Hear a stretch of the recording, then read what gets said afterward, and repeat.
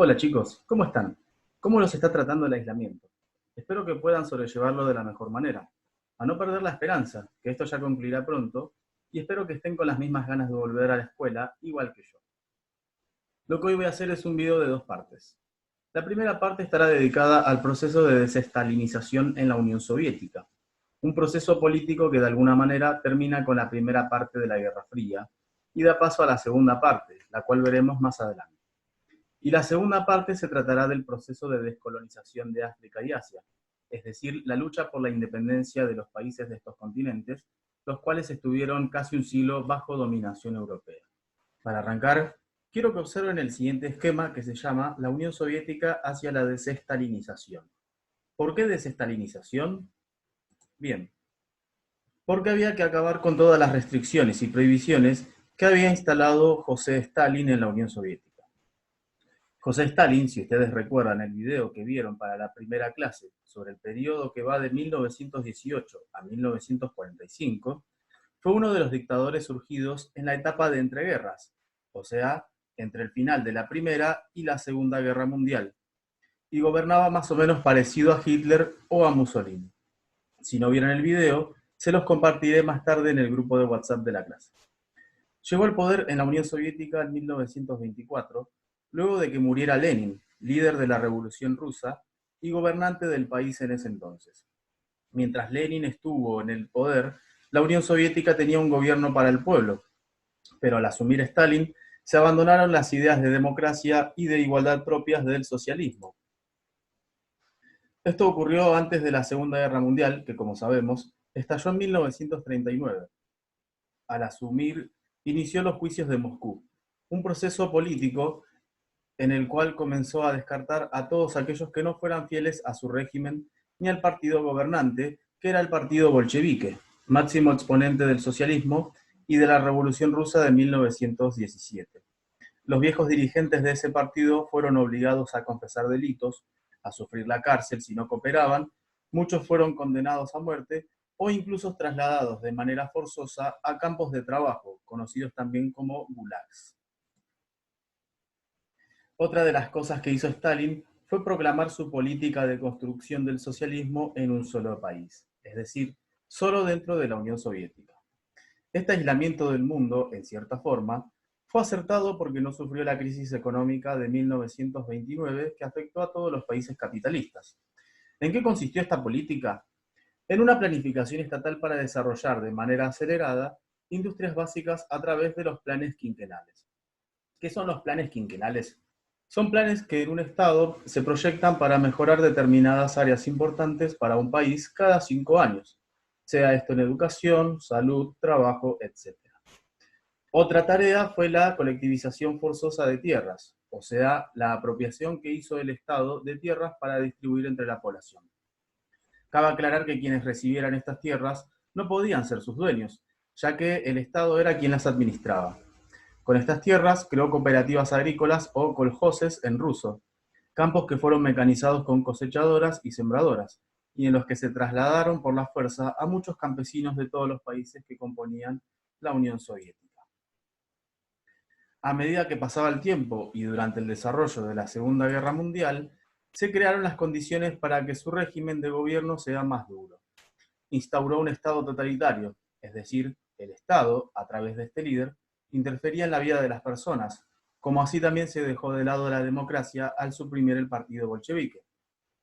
La economía planificada se orientó hacia la fabricación de armamentos militares. Se desplegaron fuerzas parapoliciales de la KGB, la agencia secreta del Estado soviético encargada de perseguir a quienes se opusieran a su imagen de líder, culto que era obligatorio, y se restringió la libertad de desplazamiento de las personas. Es decir, los residentes de cada nación dentro del Estado soviético debían permanecer dentro de sus propias fronteras, y solo el Estado podía intervenir dentro de cada país de Europa del Este, sea diplomática o militarmente. Stalin llegó a participar en las conferencias que definieron el final de la Segunda Guerra Mundial junto a sus aliados capitalistas occidentales y ordenó el bloqueo de Berlín en 1949, principal mecha que encendió la Guerra Fría y que condujo a la división de la ciudad. Sin embargo, Stalin falleció en 1953 y en su lugar asumió Nikita Khrushchev. quien criticó el militarismo y su cultura bélica, y admitió el carácter represivo que se difundió en tiempos de su antecesor. Como creía que era posible convivir con los Estados Unidos, inició una serie de reformas llamadas proceso de desestalinización, que consistió en organización de reuniones cumbres con su rival de la Guerra Fría para lograr una coexistencia pacífica. Ello posible, por ejemplo, mediante negociaciones para reducir los armamentos, en la liberación de los presos políticos que se opusieron al régimen de Stalin, e incluso en medidas de carácter social, tales como reducción de jornada laboral y planes de vivienda.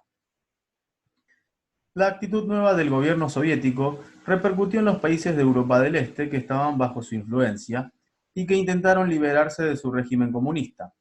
Sin embargo, cuando se produjo un movimiento revolucionario en Hungría en 1956 para abandonar el Pacto de Varsovia, es decir, la alianza militar que nucleaba a la Unión Soviética y los países de Europa Oriental, Hungría entre ellos, las tropas soviéticas se movilizaron rápidamente hacia ese país y aplastaron las revueltas. Esto puso en evidencia que la apertura política de Khrushchev tenía sus límites. Ahora pasaremos a la segunda parte del video, que tiene que ver con el proceso de descolonización de África. Para hablar de lo que fue la descolonización, debemos remontarnos a los antecedentes. El primero y más importante tiene que ver con el Congreso de Berlín, el cual fue una reunión de los países industriales más poderosos de Europa: Inglaterra, Francia, Alemania, Holanda, Bélgica y en menor medida Portugal y España, que no eran tan poderosos en el siglo XIX. Hubo dos congresos, uno en 1870 y otro en 1885, en los cuales estos países decidieron repartirse territorios inexplorados de los continentes africano y asiático. Y la razón por la que se repartieron estos lugares fue porque, al ser varios los países que se industrializaron, competían entre sí por vender sus manufacturas industriales y por obtener nuevos mercados y nuevos lugares donde conseguir materias primas más baratas. Esto les permitió también obtener mano de obra barata, ya que la población negra fue sometida al régimen de trabajo que los europeos imponían a los habitantes locales. Imagínense que fue un proceso doloroso, ya que trabajaban en condiciones infrahumanas de explotación, e incluso mucha gente murió tratando de resistir el avance de los blancos, que invadieron con sus armas, con hambre de extraer los recursos naturales importantes, sean estos agua, minerales, oro, marfil, carbón, petróleo, etc. Otro antecedente fue la conformación del Partido del Congreso de la India en 1885, un movimiento de liberación que surgió contra la dominación del Imperio Británico. Defendió desde el principio la necesidad de reformas democráticas limitadas bajo el dominio británico. En 1905 pidió el Swaraj o autogobierno, y en 1920 adoptó la estrategia, ideada por Mahatma Gandhi, de resistencia no violenta y de desobediencia civil a la hegemonía británica. Hacia 1929, presidido por Jawaharlal Nehru, el Partido del Congreso solicitó la independencia total, hecho que recién logró en 1947. Entre las causas podemos mencionar el descontento producido dentro de las colonias. ¿Por qué? Porque debían proveer a sus países dominadores materias primas, soldados y mano de obra. Además, sufrieron la ocupación de las fuerzas del Eje, es decir, de la Alemania nazi y de la Italia de Mussolini, y tuvieron que organizarse solos para expulsarlos. Y además reivindicaban su cultura frente a la de las metrópolis europeas.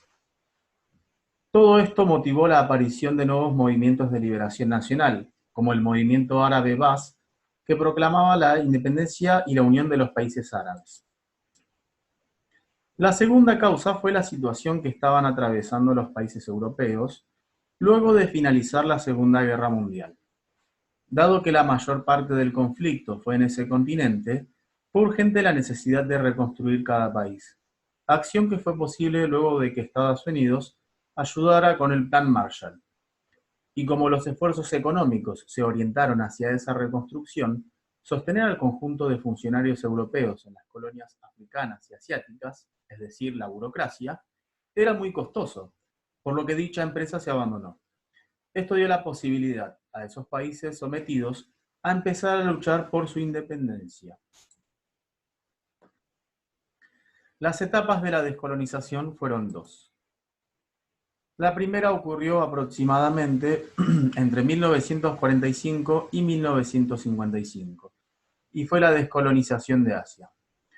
Uno de los primeros países en independizarse fue la India, cuando Mahatma Gandhi, líder del movimiento pacifista hindú y promotor de la resistencia no violenta, logró acordar con los británicos la emancipación de su continente asiático.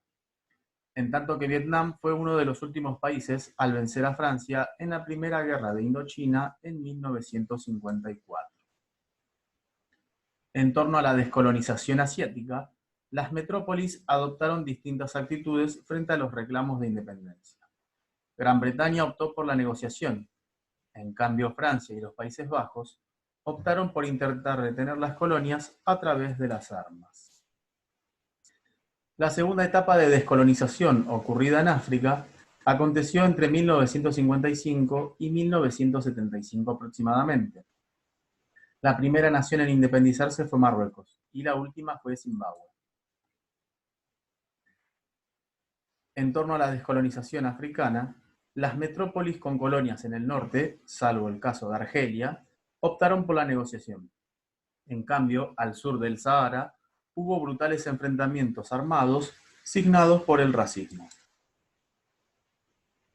El reconocimiento de este proceso de descolonización se produjo en primer lugar en 1955, cuando en Indonesia se celebró la Conferencia de Bandung, una reunión en la que participaron 29 representantes de países descolonizados en ese entonces.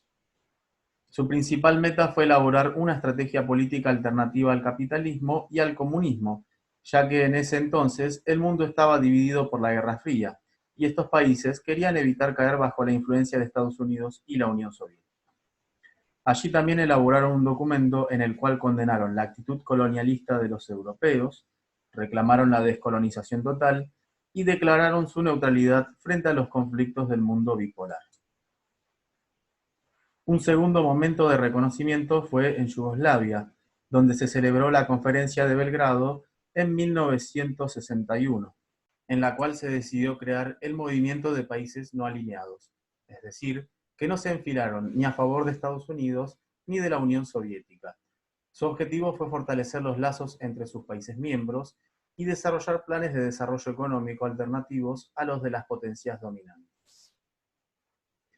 Debido a los acontecimientos relacionados con los movimientos de descolonización, a mediados del siglo XX comenzó a generalizarse el uso del concepto tercer mundo, en referencia a los países que no pertenecían al primer mundo, o sea, las naciones industrializadas de Europa y de Norteamérica, ni al segundo mundo, es decir, la Unión Soviética y sus aliados comunistas.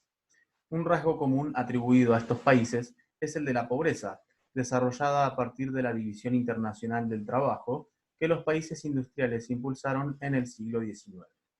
Como estas potencias extrajeron sin escrúpulos los recursos naturales y se beneficiaron con el comercio en condiciones favorables a ellos, los países tercermundistas declinaron económicamente.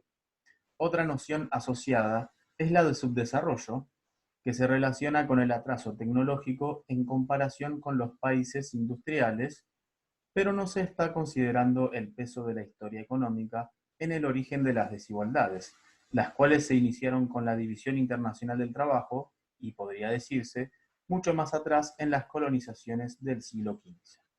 Bueno, espero que les haya gustado la clase y quisiera cerrar recordándoles que no se olviden de hacer las tareas pendientes. Recuerden que en 6 semanas cierran las notas del primer trimestre y es importante hacer todo con tiempo teniendo en cuenta la situación actual. Cualquier duda me escriben en el Classroom y nos veremos en la siguiente clase.